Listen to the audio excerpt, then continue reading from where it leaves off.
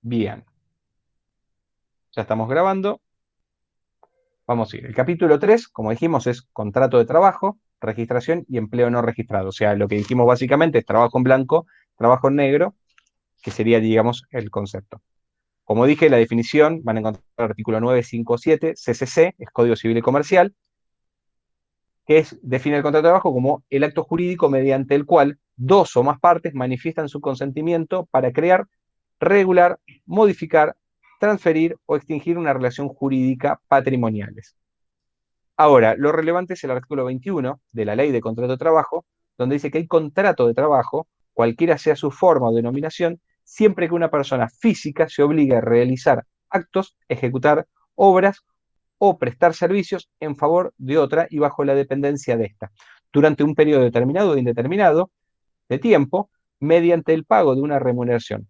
Sus cláusulas, en cuanto a la forma y condiciones de la presentación, quedan sometidas a las disposiciones de orden público, los estatutos, las convenciones colectivas o los laudos con fuerzas tales y los usos y costumbres.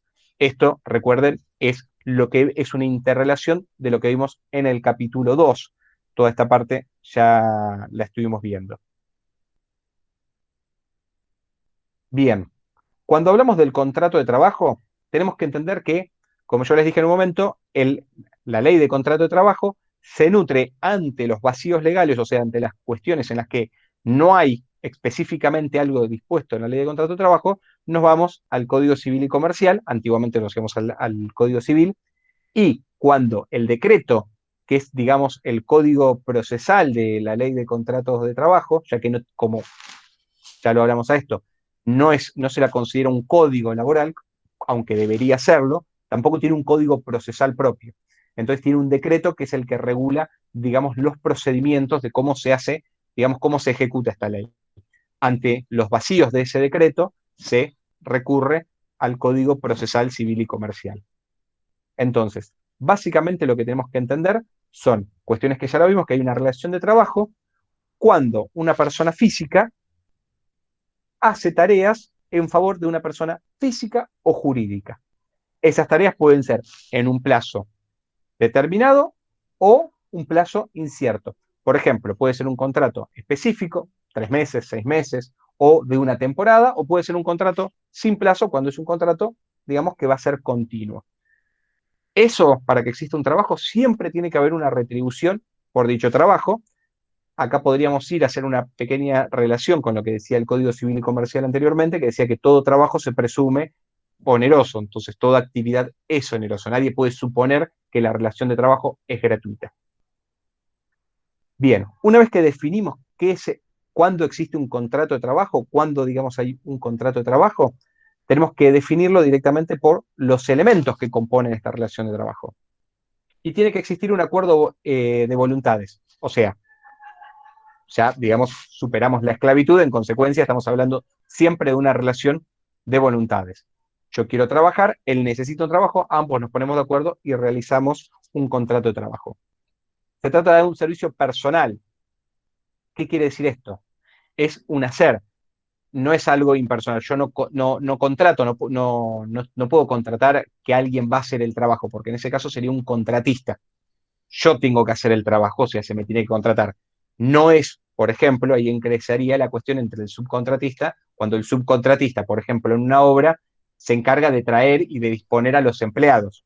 Entonces, en ese caso, el subcontratista no sería un empleado en relación de dependencia, sino los obreros de la obra sí serían los empleados en relación de dependencia, ya que ellos son los que ejecutan la tarea, digamos, principal.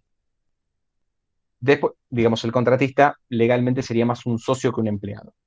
Después, no tiene relevancia la denominación asignada por las partes ni las formas, lo que se vence en un consignar, cualquiera sea su forma de denominación. El contrato es el acuerdo en sí mismo, sin formalidades, adquiere trascendencia principal y privilegia la realidad y la presunción establecidas. O sea, tiene una relevancia que es la denominación, o sea, es un trabajo específico, no es algo vacío.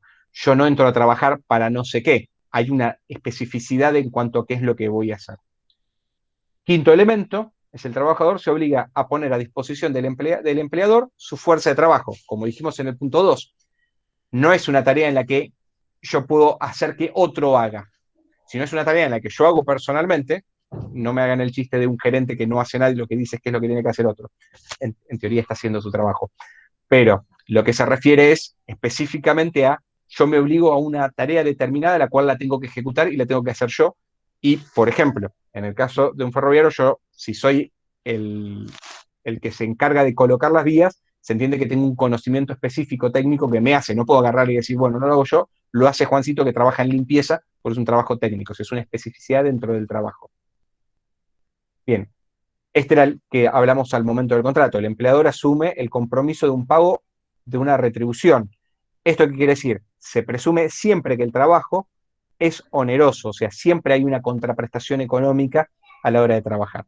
Y el séptimo es el trabajo se pone a disposición de otro y el empresario lo organiza, lo aprovecha y asume el riesgo del negocio. ¿Qué quiere decir? Yo como empleado ejecuto una tarea. Esa tarea no es caprichosa de mí, sino que es alguien que la organizó mi empleador.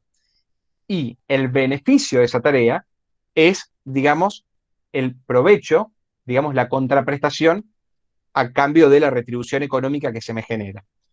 Y el empleador es el que asume el riesgo de la cosa. Para explicarlo, la forma más explicarla, más fácil, por lo menos para mí, que digamos mejor se ve por analogía, es el empleado de la construcción. ¿Por qué? Pues el empleado de la construcción es el que pone su tarea, hace la casa, básicamente. Ahora, el empleador, el contratista, digamos, el propietario de la casa, es el que se beneficia de esa casa terminada, es el que ve el provecho y es el que asume el riesgo. ¿Y por qué se habla de riesgo? Y porque el empleador puede sufrir, por ejemplo, un accidente. ¿Y quién es el responsable de indemnizar ese accidente? Más allá de que obviamente tenemos la RT, que es la ley que el seguro obligatorio que tiene que tener, digamos, el que no se pueda cumplir por, eh, por cuestiones climáticas, por cuestiones legales, por ejemplo, la cuarentena, de que no se pueda, digamos, de que no se pueda continuar con la obra, ese es el riesgo que asume el, el que se beneficia, el empleador. El empleado no asume ese riesgo, el empleador lo que pone a disposición es su fuerza de trabajo. Bien, después tenemos los caracteres. Es consensual porque es una cuestión de mutuo acuerdo, o sea, es algo, digamos, voluntario, no es esclavo. Es personal, ya lo dijimos, yo no puedo comprometerme a que otro haga, y acá aparece un poco la construcción cuando está, digamos, el vulgarmente llamado el capanga, que es el que trae a la gente que trabaja. El trabajo, la relación laboral realmente es la de empleador. No importa si el empleador con este capanga o con el director de obra, pues el empleador está protegido, pero es el que hace la tarea, es un trabajo personal. Tiene un carácter de dependencia, esto es un poco lo que hablamos anteriormente. No hay hay una subordinación técnica, jurídica y económica, como le dice en el texto, pero es lo que hablamos. Hay siempre un carácter de dependencia. Yo no tengo autonomía más allá de que mi trabajo pueda decirse con una cierta autonomía. O sea, yo puedo ser el gerente de una empresa y tengo una autonomía de discrecionalidad, pero yo no puedo hacer lo que quiera. Puedo hacer lo que quiera dentro de un marco legal, dentro de una organización específica. Eh, es de trato sucesivo. Dijimos, o sea, yo hago una cosa y sigo la otra. Por ejemplo, voy todos los días, voy de lunes a sábado, de lunes a viernes, de lunes a miércoles, como se organice. Voy haciendo un trabajo. Si es un contrato a un tiempo definido, por ejemplo, un contrato de 6 meses o un contrato de la construcción, que son cuando se termina la casa, se terminó la relación laboral, o un trabajo de temporada, porque digamos, no sé, es estos restaurantes de playa, además, donde se trabaja durante diciembre, enero, febrero y marzo. O es un contrato continuo en el cual se trabajará hasta que la empresa caduque, fallezca o, eh, digamos, se extinga la relación laboral. Es no formal, esto lo hablamos siempre.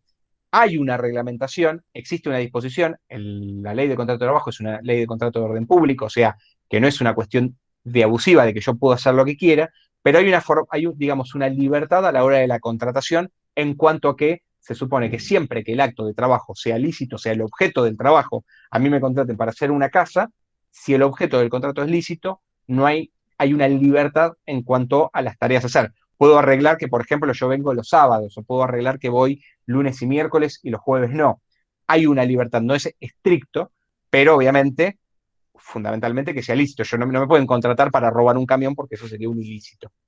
Eh, Es oneroso, esto es otra de las características, es importantísimo porque siempre se presume oneroso y es oneroso porque si no, no hay relación de trabajo. Si yo le digo a un amigo, che, te vengo a ayudar, bueno, vamos a hacer un pozo. Bueno, eso no es una relación de trabajo. Si bien yo ejercí, puse una actividad de trabajo, mi amigo me dijo, che, mira, no, el pozo acá, no allá, pero no fui con un ánimos lucrativo.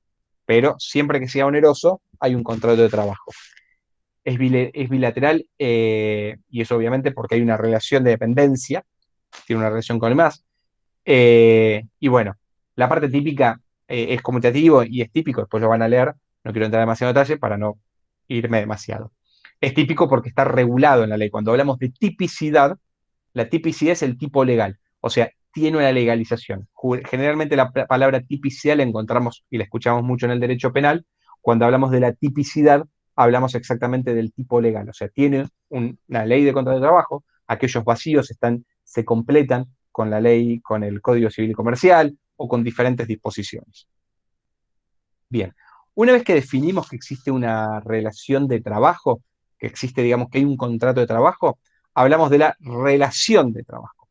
La relación de trabajo lo define el artículo 22, que dice, habrá relación de trabajo cuando una persona realice actos, ejecute obras o preste servicios en favor de otra, bajo la dependencia de esta, en forma voluntaria y mediante el pago de una remuneración, cualquiera sea el acto que la dé origen. O sea, hablamos de que hay una relación de dependencia cuando yo hago una tarea a favor de un tercero, ese tercero se beneficia con esa tarea, como dijimos anteriormente, asume el riesgo de contratarme y como contraprestación a dicho trabajo hay una remuneración, hay una prestación económica hacia mi parte. Sepan, y esto ya prácticamente, si bien existen cuestiones, como los hablamos mucho antes, o sea, puedo tener beneficios que no son específicamente económicos, por ejemplo, tener una cochera, tengo un lugar de estacionamiento, que me vengan a buscar una combi, cosas que, digamos, en lo inmediato no se traducen en económico, pero el trabajo siempre tiene que tener una remuneración económica. No puede ser compensada esos beneficios como parte del salario. El salario, digamos, es económico, es en efectivo, es en billete, y digamos, las otras prestaciones son prestaciones que pueden ser consideradas no económicas, pero recuerden que ante la anulación de esos beneficios, tiene que existir una indemnización por la quita de esos, porque se traducen económicamente. Si yo en mi trabajo tengo, además de mi remuneración, la cochera y el día de mañana me dicen voy a hacer la cochera, eso a mí económicamente lo puedo cuantificar en cuánto me va a salir a alquilar una cochera. Si yo para ir a mi trabajo tenía la combi, digamos, incluida en el trabajo, y de repente me dicen la combi no viene más, eso te traduce en cuánto voy a tener que gastar en llegar a mi trabajo. O sea, siempre es remunerativa. Como dijimos, hay relación de trabajo cuando hay una relación de dependencia. Entonces, ¿qué es la relación de dependencia? El concepto es la relación de dependencia, es un trabajo dirigido. El trabajador está bajo la dependencia o dirección de un empleador. Pone a su disposición su fuerza de trabajo y se somete a sus decisiones e instrucciones respecto del trabajo. ¿Qué quiere decir esto? Yo de vuelta vuelvo a decir que para mí la mejor forma de explicarlo es la construcción. ¿Por qué? Porque pongamos que el ingeniero o el arquitecto es el contratista, es el, digamos, el que pone el trabajo. El empleado es el que es el subordinado. El otro le dice, bueno, vos tenés que levantar la pared. La pared se levanta, va a ser de 15 centímetros o va a ser de 30. La viga va a ser de 20 por 35 o va a ser de 25 por 50. Va a tener hierros del 12, va a tener el que cumple las órdenes. El obrero no tiene discrecionalidad para decir, esta pared la hago de 15 o está de 30. Esta viga la hago más grande o más chico. Cumple órdenes, está bajo una dependencia específica. Bien, acá como les dije está el fallo este de la Corte Suprema, es un fallo, como se llama, el 19 del 2 del 2015, habla del tema este ¿cómo se llama? De que existió una relación laboral dentro de un anestesista en el hospital italiano. Ahora después, cuando cortemos el video, para no hacerlo demasiado largo, van a entender por qué habla del reclamo de sus herederos, reclaman la indemnización. Eso lo vamos a explicar un poco después. Bien, como dijimos, bueno, después tenemos lo que es el empleo público. El empleo público no se rige por la ley de contrato de trabajo, se rige por la ley, bueno, la 2564, que se reformó en el año 2006, con la publicación del Boletín Oficial del 2007, y obviamente es un tipo de contratación cuando el interviniente, o sea, el empleador, es el Estado. Como dijimos antes de empezar la clase, hay diferentes tipos de relaciones. Los que son más grandes, antiguamente la única relación laboral que existía era la del Estado, todas las empresas públicas eran empresas del Estado, llámese yacimientos petrolíficos fiscales, YPF, eh, bueno, todas las empresas eran estatales. En los 90 se privatizaron la mayoría de las empresas. Hoy existen empresas que son privadas, existen empresas híbridas y existen empresas que son del Estado pero que son sociedades anónimas, son privadas. Entonces, las empresas que son sociedades anónimas con participación del Estado entran sus empleados dentro de la ley de contrato de trabajo y aquellos que son la que aplica, digamos, el empleo público son aquellos, los empleados municipales de la provincia, de la nación, que trabajan directamente en el Estado. No me quiero desarrollar mucho, es más interesante que lo diferencia. Diferencia entre el contrato de obra y el de servicio. Bien, el Código Civil y Comercial dispone que el contrato de obra o servicio es un contrato civil. ¿Qué quiere decir? El contrato de obra es un contrato en el cual uno, por ejemplo, se compromete a realizar la construcción de una vivienda, de un puente, es un contrato de obra. Y en cambio, el contrato de servicio es alguien que se presta a hacer algo. Como habíamos dicho anteriormente, antes en esta introducción, habíamos hablado de la relación laboral, yo expliqué la cuestión, la diferencia entre el abogado, que realmente presta un servicio independiente, no es un empleado porque no hay una dependencia directa, va a ser, por ejemplo, una auditoría específica en un plazo y se va a una remuneración específica por esa, es una tarea profesional, y al abogado que lo contrata un estudio jurídico y que en realidad es un empleado en relación de dependencia encubierta en una relación profesional.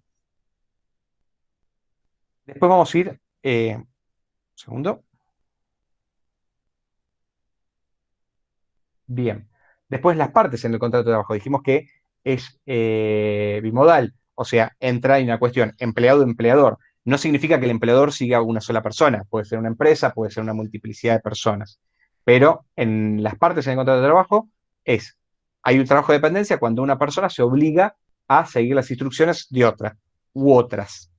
Entonces tenemos el trabajador, el dependiente, que digamos que es el que ejecuta la tarea, y el empleador, que es aquel que asigna la tarea, es el que va a pagar la contraprestación y el que va a asumir el riesgo por esa tarea. Bien, después lo van a leer más en detalles, el auxiliar, el empleador, la diferencia entre empleador, persona, empresa, empresario, establecimiento, son diferentes tipos de organizaciones de cómo uno organiza. Uno de esos empleadores puede ser el Estado. Bien, para no hacerlo muy largo, vamos a cortar porque esta la idea es que lleguemos hasta acá, que es más o menos la mitad del del capítulo 3. Así después seguimos con otra parte. Denme un momento que interrumpo la grabación. Detener la grabación.